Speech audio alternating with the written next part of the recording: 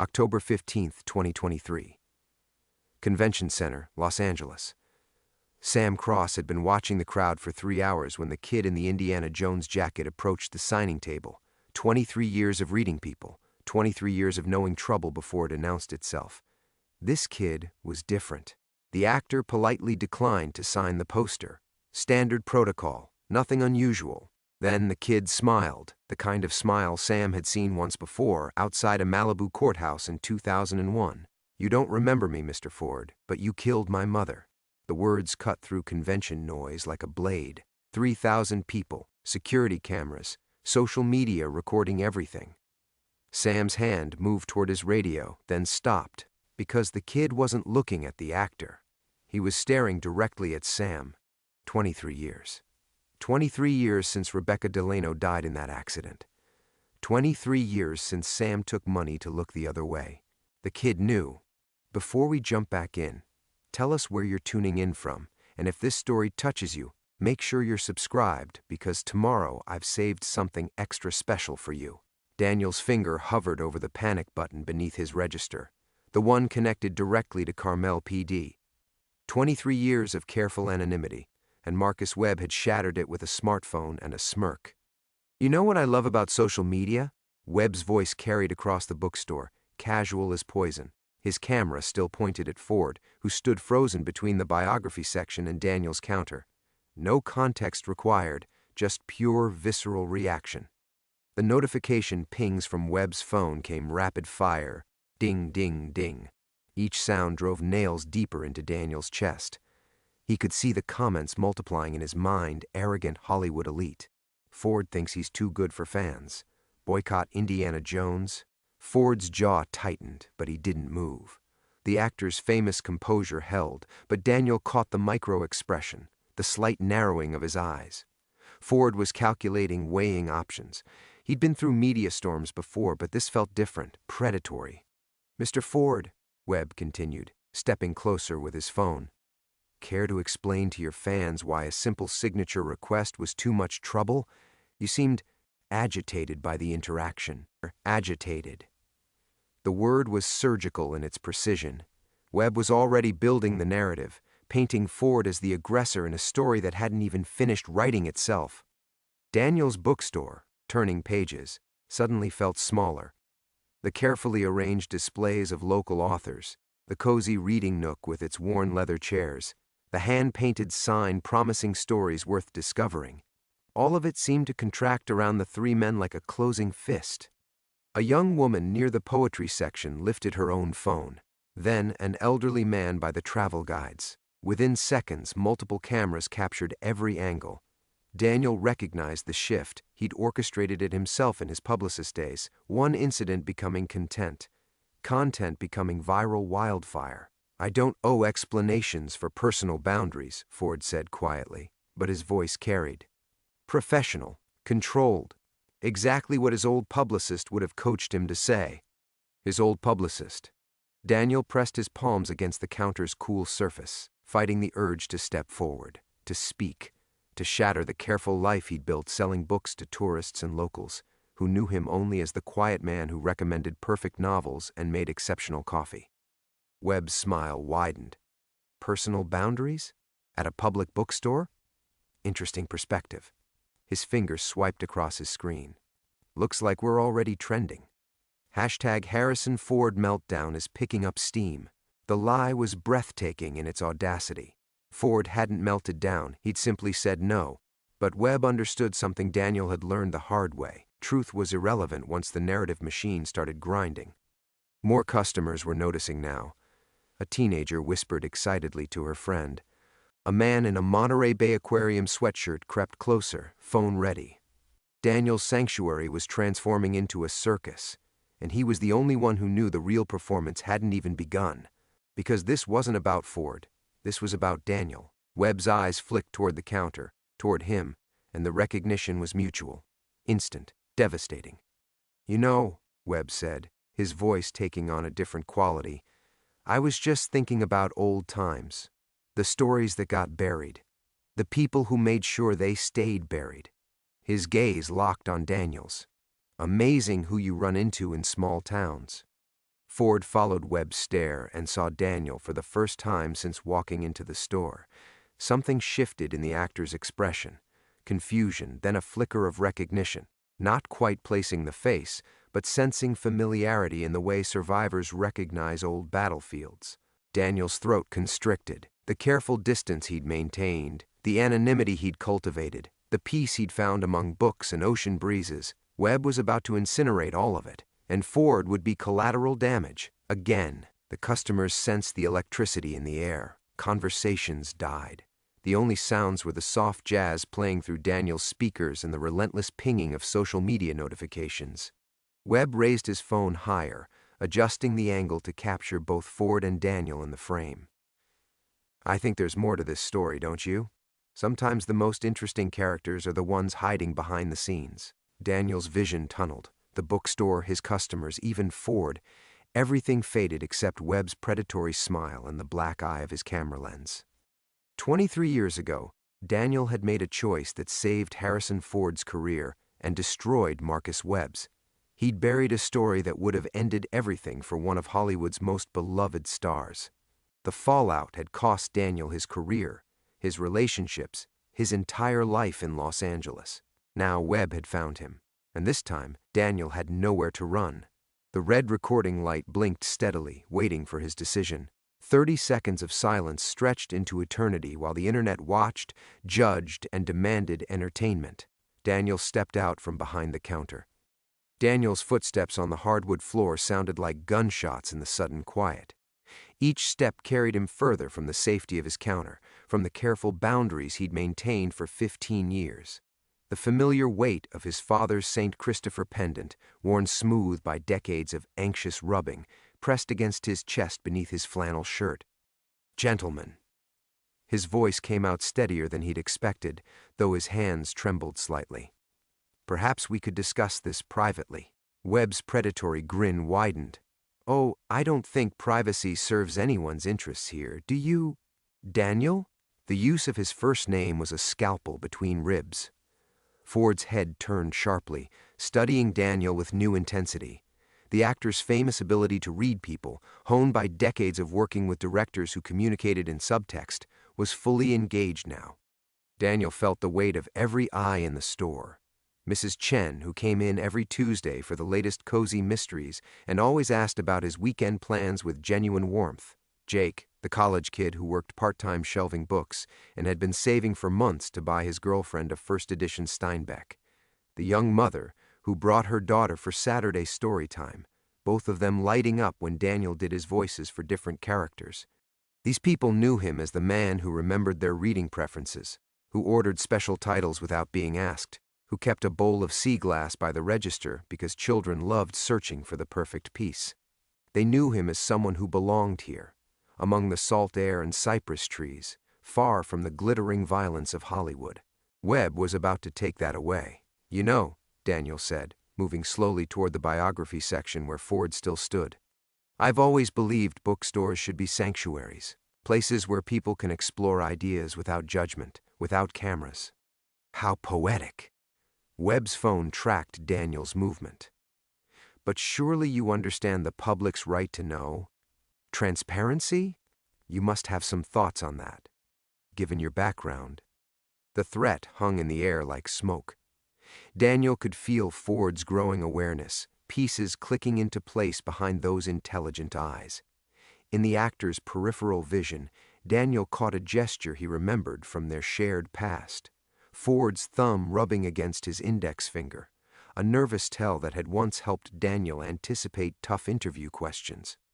The afternoon light filtering through the store's front windows cast everything in golden amber, making the scene feel frozen in time. Daniel breathed in the familiar scent of paper and binding glue, the lavender sachets his assistant Sarah tucked between shelves, the lingering aroma of the morning's coffee. In a few minutes, this might all be gone. "Sarah." He spoke quietly to the young woman behind the poetry section, who'd been watching with growing concern. Sarah Martinez, 26, master's degree in literature, dreams of opening a writing retreat in Big Sur. She'd become like the daughter Daniel never had, and he'd been helping her save money for her dream by giving her extra hours and a key to the store. "Yes, Mr. Garrett." Her voice was uncertain. Could you please escort our other customers to the cafe next door? Tell Miguel I'll cover their coffee and pastries. Store policy during difficult situations. Sarah hesitated, clearly wanting to protect him, but Daniel's gentle nod convinced her to begin quietly approaching customers. Most were reluctant to leave the unfolding drama, but Sarah's sweet insistence and the promise of free coffee gradually cleared the space, all except the teenager with her phone still recording. That won't work, Webb said pleasantly. The story's already out there, but I appreciate the attempt at damage control. Very professional. Almost like you've done this before. Ford stepped closer to Daniel, and for a moment they stood side by side, facing Webb. The actor's presence was solid, reassuring in the way Daniel remembered from their past. Ford had always been steady under pressure, capable of surprising kindness when the cameras stopped rolling. I don't know what history you two have, Ford said quietly, but this isn't the way to resolve it. Webb laughed, a sound like breaking glass. Oh, but Mr. Ford, you're at the center of our history. You just don't remember. But don't worry, I've kept excellent records, photos, documents, audio files that certain people thought were destroyed. Daniel's blood chilled. He'd been thorough 23 years ago, or thought he had been, but Webb was a journalist, and journalists were pack rats by nature. The pendant at Daniel's throat seemed to grow heavier. His father had worn it through World War II, through 30 years as a Boston beat cop, through the cancer that finally claimed him. For protection, he'd told Daniel when passing it down. And for doing what's right, even when it's hard, especially when it's hard. Daniel looked at Ford, still handsome at 78, still carrying himself with the quiet confidence that had made him America's favorite action hero, and still completely unaware that his life was about to detonate. Again, Daniel's world shifted the moment Webb pulled out the manila envelope. The journalist's movements were deliberate, theatrical. He knew exactly what kind of bomb he was detonating. The envelope was old, yellowed at the edges, with Ford, classified, written in Daniel's own handwriting from 23 years ago. His younger self's careful penmanship looked like evidence from a crime scene. I've been saving this for a special occasion, Webb said, his fingers tracing the envelope's sealed edge. Amazing what turns up in storage units when people don't pay their rent. Apparently your old assistant wasn't as loyal as you thought, Daniel. She kept copies. Melissa. The name hit Daniel like ice water. His former assistant, the one person besides him who'd had access to everything, the one who'd disappeared right after the Webb incident, claiming she needed a fresh start. He'd never questioned it. Guilt had made him generous with severance packages and references. Ford's eyes moved between them, reading the tableau with growing comprehension. Daniel Garrett, he said slowly, the name emerging from decades-old memory. Harrison Ford's publicist, you handled the Paramount years. Among other things, Webb said, sliding his finger under the envelope's flap. Tell me, Mr. Ford, do you remember the summer of 2001? That little incident in Morocco during the firewall location scouting? The one that mysteriously never made it into any newspapers? Daniel watched the color drain from Ford's face. The actor's hand moved instinctively to his left temple, a scar hidden by careful makeup and good lighting, invisible unless you knew where to look. Daniel knew. He'd been there when it happened, when everything went wrong. That's ancient history, Ford said, but his voice had changed, become smaller. Is it?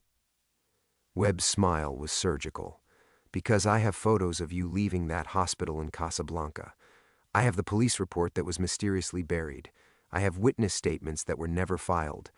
The envelope crackled as he opened it. And I have audio of your publicist bribing officials to make it all disappear. The teenager still recording gasped as she caught fragments of conversation. Her phone's screen showed the live stream viewer count climbing. 847 viewers, 923, 1,205. The numbers scrolled upward like a slot machine paying out destruction. Daniel felt his carefully constructed life collapsing in real time. Ford stepped backward, bumping into the biography shelf. His biography, a bestseller Daniel had featured prominently near the front of the store. The irony was nauseating. You were protecting him, Webb continued, pulling out a photograph.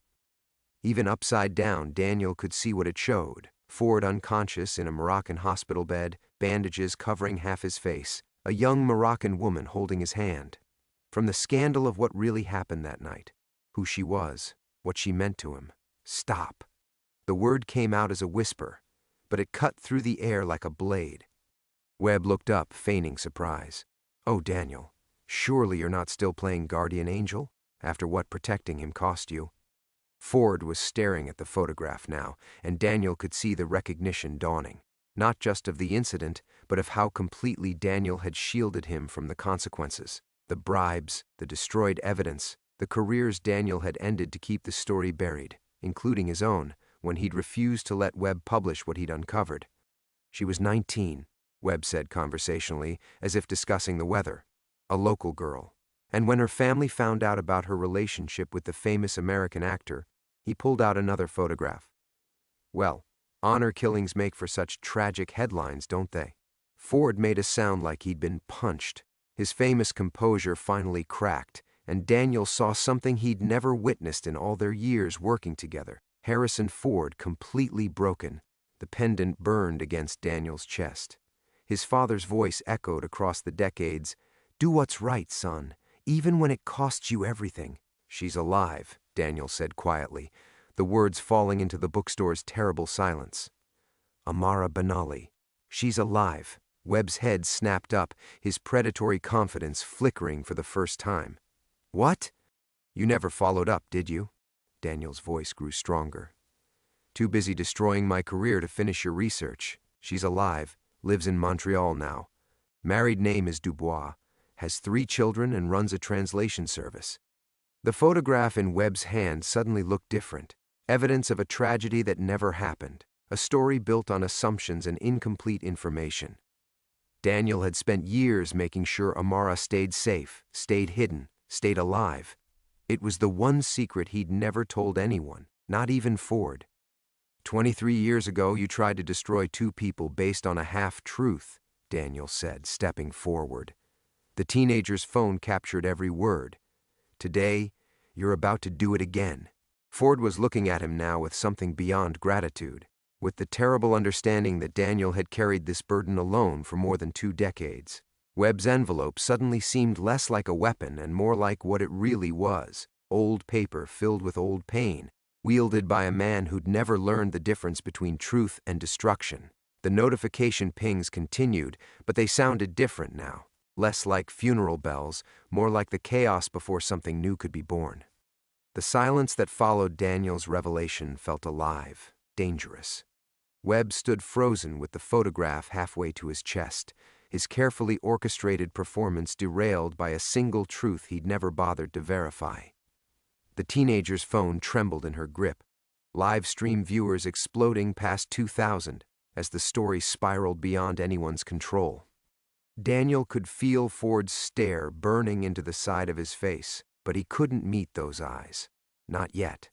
23 years of carefully maintained distance, of letting Ford believe the simplified version, that his publicist had simply made some bad publicity disappear.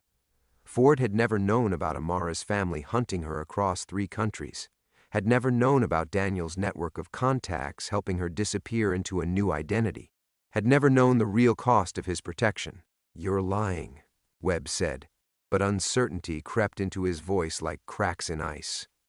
Her children are named Sophie, Marcus, and Elena, Daniel continued, his voice steady despite the tremor in his hands. She teaches Berber languages to immigrant communities. Her husband runs a small construction company in Verdun. She's been safe for 20 years because some of us actually finished what we started. Webb's face cycled through confusion, rage, and something that might have been fear. The journalist had built his comeback on this story. Daniel could see it in the way he'd rehearsed every gesture, every revelation. Without Amara's death, without the tragedy that made Ford complicit in something unforgivable, Webb had nothing but old photographs and recycled scandal. The bell above the front door chimed, and Sarah returned, her face flushed with anxiety. She moved quickly to Daniel's side, close enough that he could smell her vanilla perfume, the same scent that usually comforted him during long inventory days. Now it felt like a goodbye. Mr. Garrett, there are cars pulling up outside, news vans. Someone from TMZ is setting up a camera across the street. Of course, the live stream had done its work. Daniel's sanctuary was about to become a circus, and everyone he'd tried to protect would be dragged into the spotlight. His neighbors, his employees, his carefully rebuilt life, all of it collateral damage in Webb's war. Ford finally spoke, his voice hoarse. "Daniel, all these years, I never knew she was alive. I thought—" He stopped, unable to finish the sentence. "I know what you thought," Daniel said quietly. "I let you think it. It was easier than explaining why she had to disappear completely, why she could never contact you, why even knowing she was alive would put her in danger." The words hung between them, heavy with decades of guilt and misunderstanding.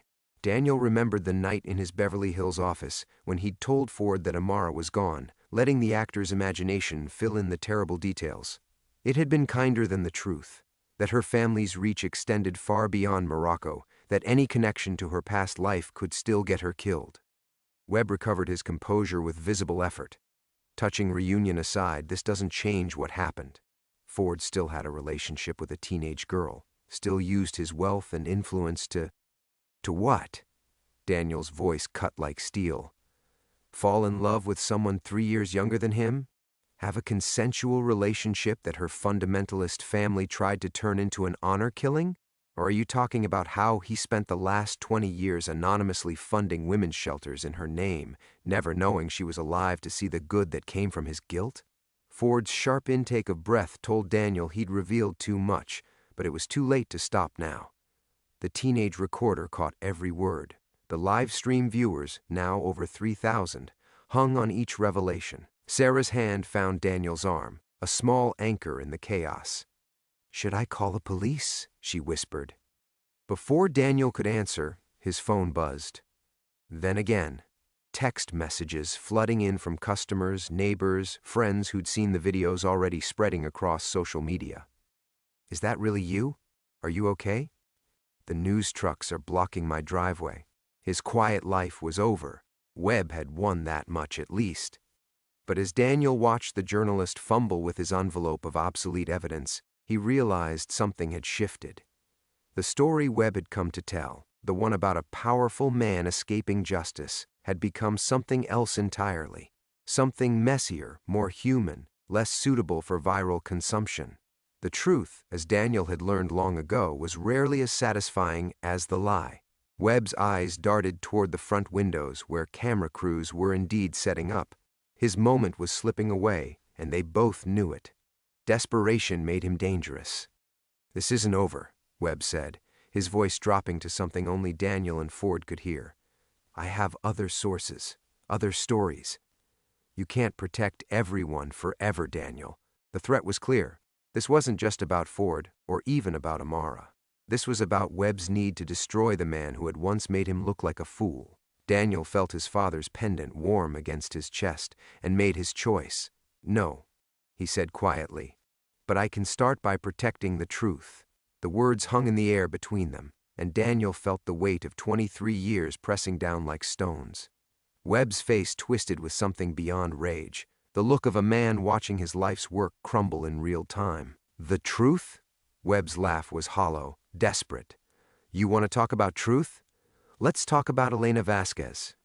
The name hit Daniel like a physical blow. He felt Ford stiffen beside him, saw Sarah's confusion, watched the teenager's phone capture the moment his carefully constructed world began its final collapse. Elena. Sweet, ambitious Elena, who'd worked as a script supervisor on 3 Ford productions, who'd trusted the wrong people, who'd died in a car accident that wasn't an accident. "I see you remember her," Webb continued, his confidence returning as Daniel's face went ashen. "Little harder to explain that one away, isn't it? Can't save them all, can you, Daniel?" Ford's voice came out strangled. "Elena's dead?" 7 years ago, Webb said, pulling another photograph from his envelope. "Funny thing about car accidents, they're so much easier to arrange than people think, especially when certain powerful men decide a young woman knows too much about their recreational habits."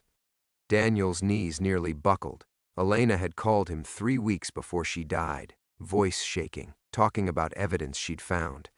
documents, photos, things that could destroy careers, lives, entire studios.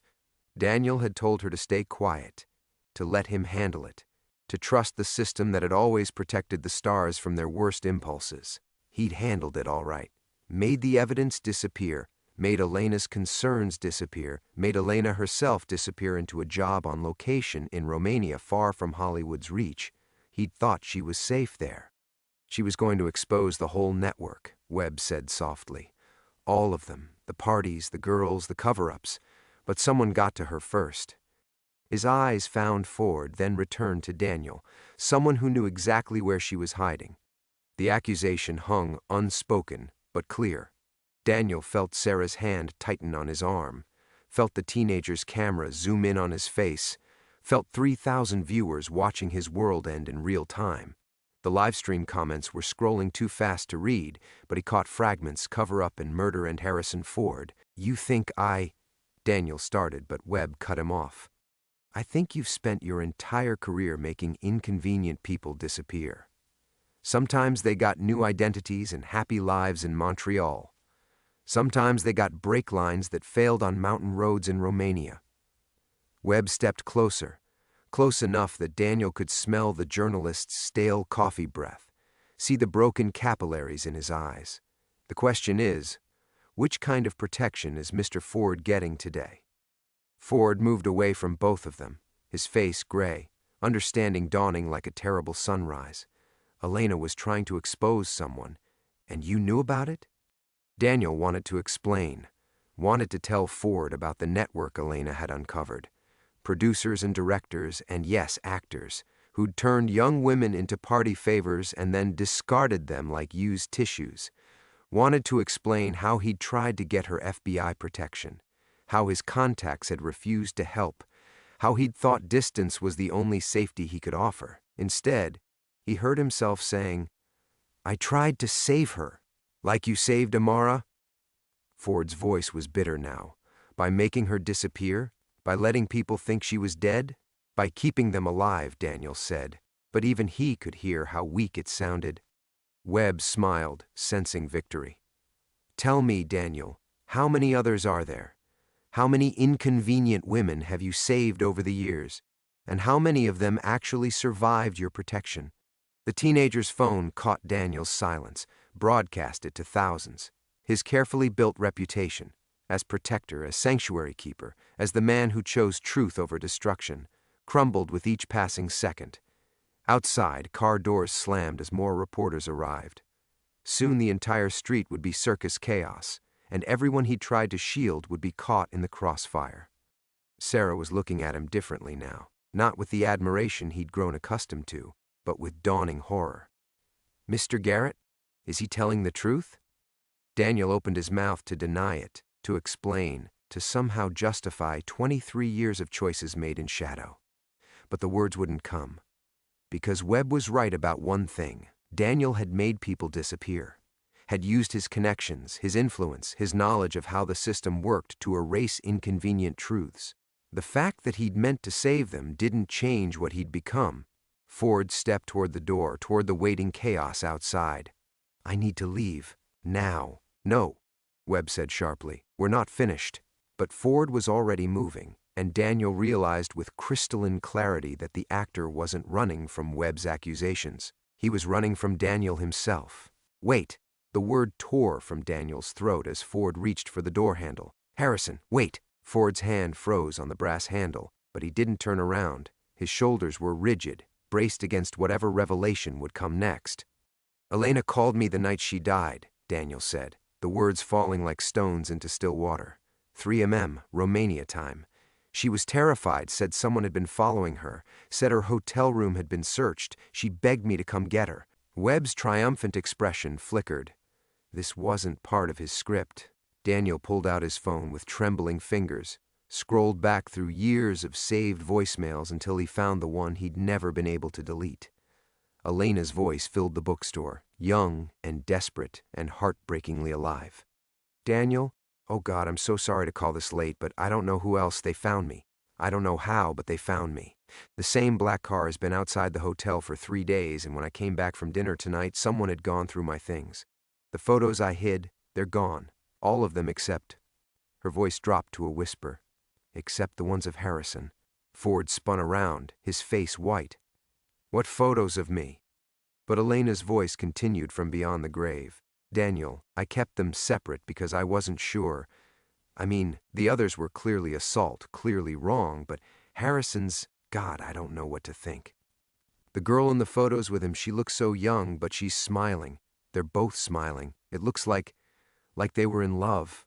The bookstore fell silent except for the distant sound of news crews setting up outside. Daniel watched understanding dawn on Ford's face. The terrible realization that Elena had died protecting him from photos that would have destroyed his marriage, his career, his life. Even though they showed nothing but a consensual relationship with Amara. "She died for nothing," Ford whispered. "She died protecting me from evidence of something that wasn't even wrong." Webb stepped forward, sensing his story reshaping itself. "What happened to the other photos? The real evidence?" Daniel met his eyes steadily. "I destroyed them, all of them. Every piece of evidence Elena had gathered about the real predators." He paused, letting the weight of his next words settle. "Including the ones of you, Marcus." The silence that followed was absolute. Webb's face cycled through confusion, denial, and dawning horror. The teenager's phone captured every micro-expression as the journalist realized his carefully constructed narrative had just imploded. "That's impossible," Webb said, but his voice cracked. "I was investigating the story. I was trying to expose—" "You were one of the participants," Daniel said quietly. "Elena had photos of you at 3 different parties between 1998 and 2000 with girls who couldn't have been older than 16. You, Marcus, passing around cocaine and drunk teenagers like party favors." Sarah gasped. The live stream exploded with comments as viewers began to understand what they were witnessing. "That's why you really went after Harrison, isn't it?" Daniel continued. "Not because you cared about justice. Because you needed him to be the monster so no one would look too closely at the real ones. Including you." Webb's envelope slipped from nerveless fingers, photographs scattering across the hardwood floor. Images of Ford and Amara mixed with hospital records, police reports, evidence of a love story that Webb had spent 2 decades trying to twist into something ugly. "You killed her," Ford said, and his voice carried the weight of absolute certainty. "Elena found evidence of your crimes. So you had her murdered." "No." Webb backed toward the window, shaking his head frantically. "No, I wasn't. I didn't order—" But Daniel was already pulling up another file on his phone. "Elena sent me insurance, Marcus. Everything she had, uploaded to a secure server the day before she died, including audio recordings from those parties. Your voice, very clearly identifiable, discussing which girls were fresh meat and which ones knew how to keep their mouths shut. The teenager filming looked like she might be sick. Her viewer count had exploded past 5,000, but she seemed to have forgotten the phone entirely." Webb's face crumpled. 23 years of righteous fury, of positioning himself as the truth-teller exposing Hollywood's corruption, and he'd been running from his own reflection the entire time. "The network you helped Elena uncover," Daniel said softly. "You weren't investigating it. You were protecting it. And when she got too close to the truth about all of you, someone made a phone call to Romania." Ford stepped toward Webb, and for a moment Daniel thought the actor might strike him. Instead, Ford's voice came out deadly quiet. "How many others? How many young women died because you couldn't face what you'd become?" Webb's answer was barely a whisper. "I was trying to protect myself." And there it was. The truth that reframed everything. Webb's pursuit of Ford, his destruction of Daniel's career, his decades-long obsession with this story, all of it had been one desperate man's attempt to create a bigger monster than himself. The confession hung in the air like smoke, acrid and choking. Daniel watched Webb's shoulders slump, 23 years of carefully constructed righteousness collapsing in on itself. The journalist's breathing had gone shallow, rapid, the hyperventilation of a man whose entire identity had just been stripped away on live video. "I need to sit down," Webb whispered, reaching blindly for one of the reading chairs. His face had gone the color of old newspaper, gray, brittle, ready to crumble at the slightest touch. Sarah moved instinctively to help him, her bookstore training kicking in despite everything. She guided Webb to the leather armchair by the window, the one where Mrs. Henderson read to children every Thursday afternoon. The irony wasn't lost on Daniel. A predator seeking comfort in a chair meant for innocence. Ford hadn't moved from his position by the door, but Daniel could see the actor's hands shaking. Not with fear now, but with a rage that had nowhere to go. Elena's death, Amara's exile, his own 23 years of guilt, all of it orchestrated by a man who'd been running from his own crimes. The network, Ford said, his voice barely controlled. How big was it?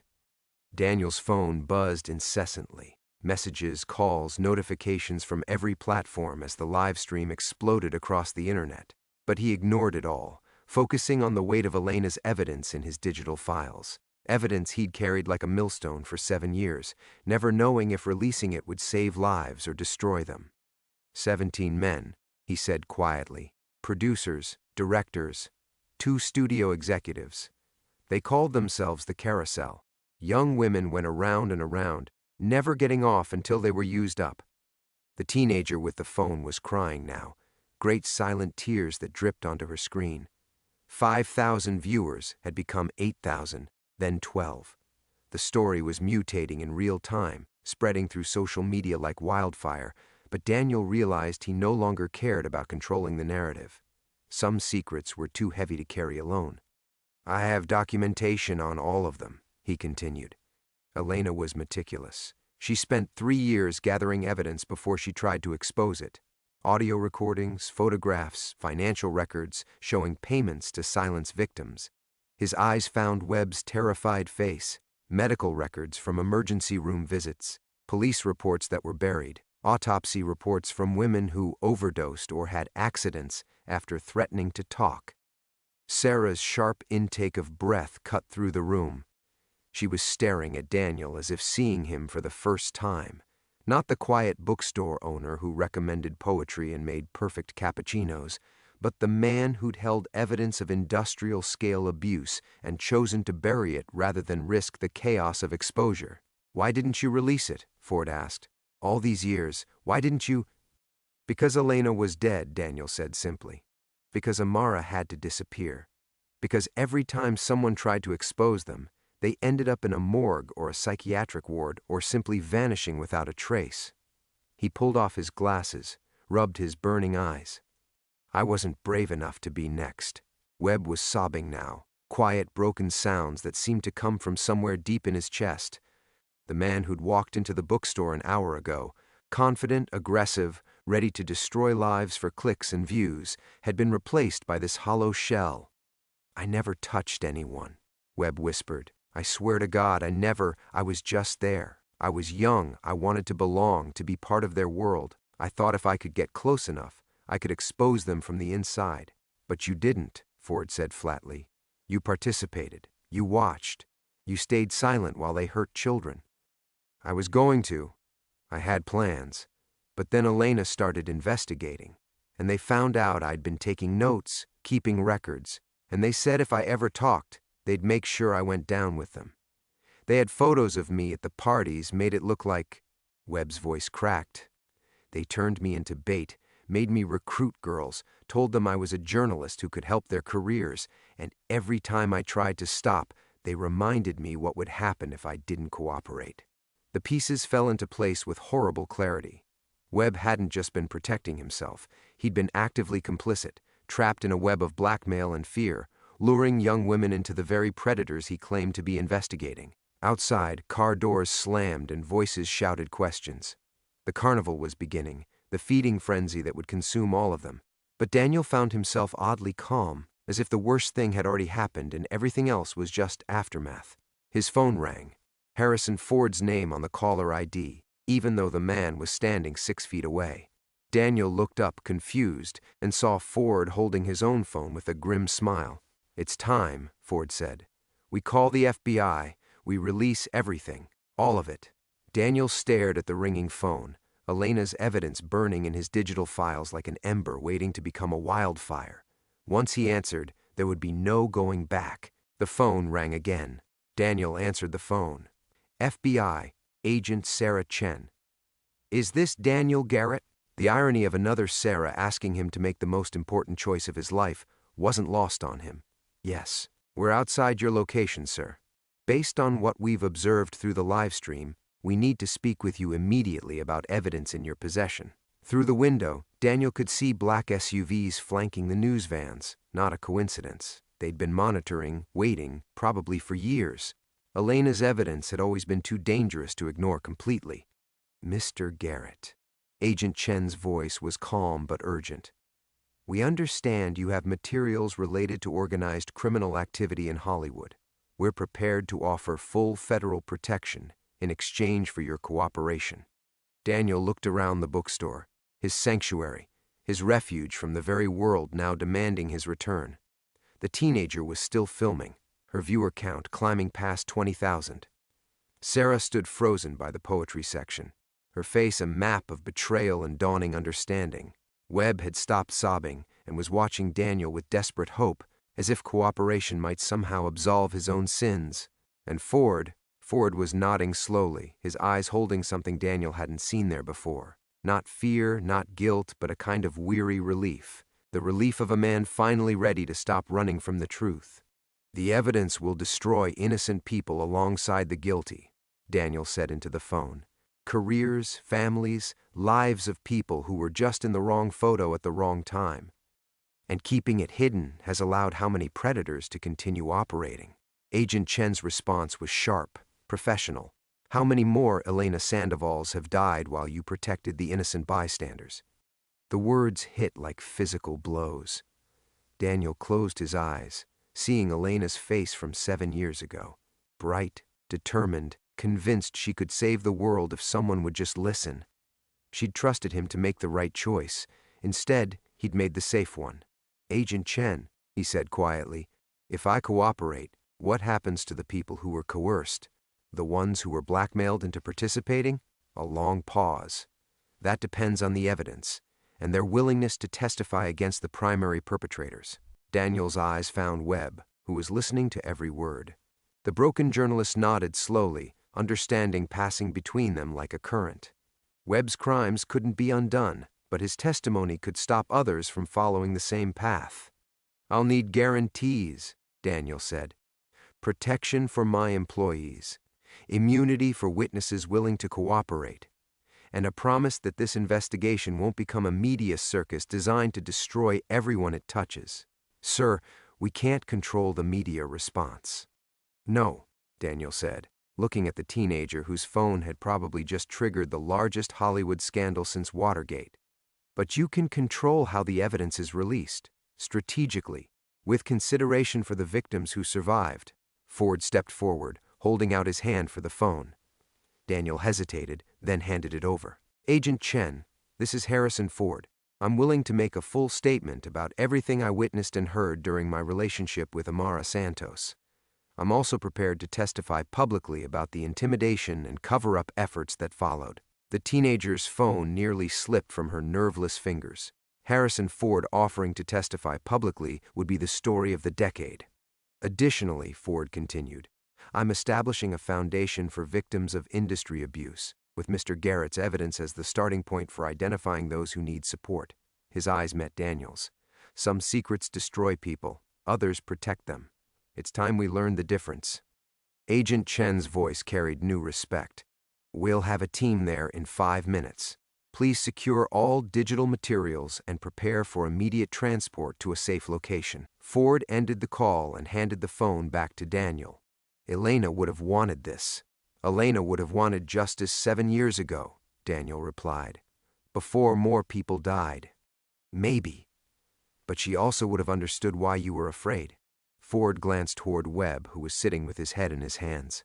"Fear doesn't always make us monsters, Daniel. Sometimes it just makes us human." The bookstore door chimed as federal agents entered, their presence immediately transforming the cozy space into a crime scene. Sarah grabbed Daniel's arm, her grip surprisingly strong. "Will you be coming back?" she asked.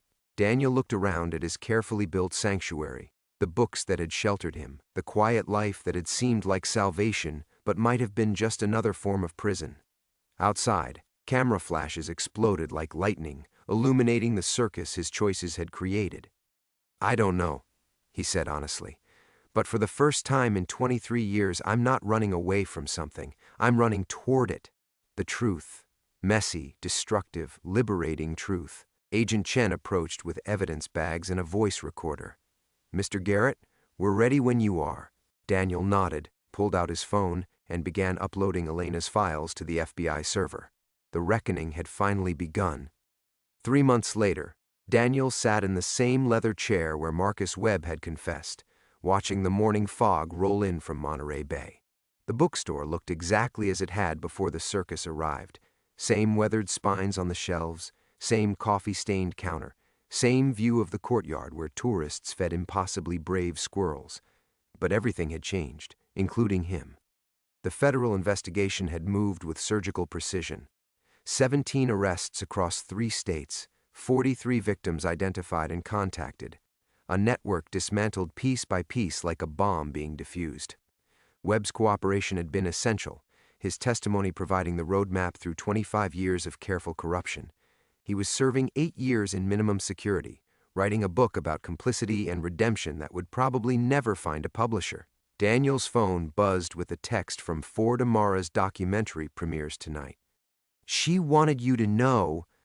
Amara Santos had emerged from her self-imposed exile 3 weeks after the story broke, no longer the frightened girl who'd fled to Ecuador, but a woman with something to say. Her documentary, The Carousel, used Elena's evidence and her own story to expose how young performers were systematically groomed and exploited. It would win awards, change policies, save lives. The girl Ford had loved had become the woman Elena had dreamed of being. Daniel? Sarah's voice drifted from behind the counter. She'd stayed through everything, the media siege, the FBI interviews, the gradual return to something resembling normalcy.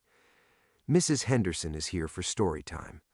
He looked up to see the elderly librarian arranging picture books on the children's table, her movements as precise and comforting as ritual.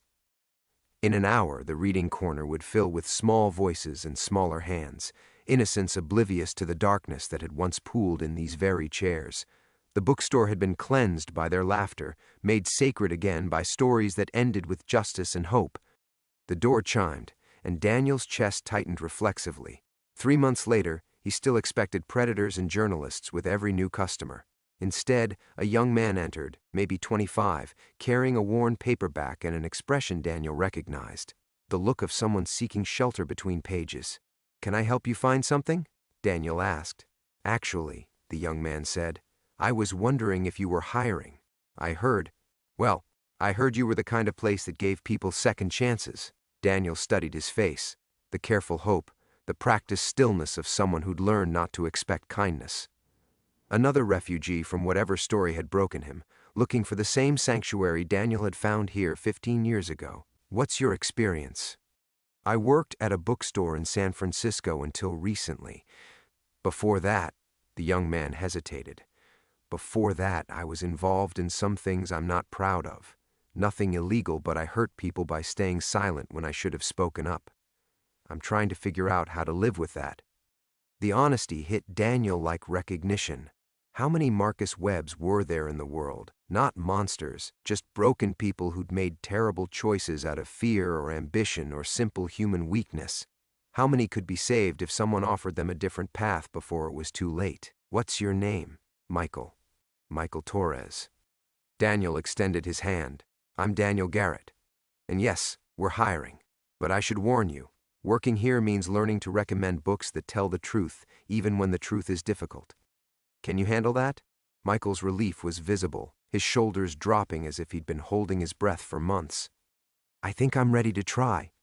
Through the window, Daniel watched a news van pull into the parking lot. Not for him this time, but for the Artichoke Festival organizing meeting at the community center. Normal news in a normal town, the kind of story that wouldn't trend on social media or destroy anyone's life. The kind of story that mattered precisely because it was small. His phone buzzed again. Another text from Ford Foundation approved its first round of grants today. Elena would have liked the scholarship recipients.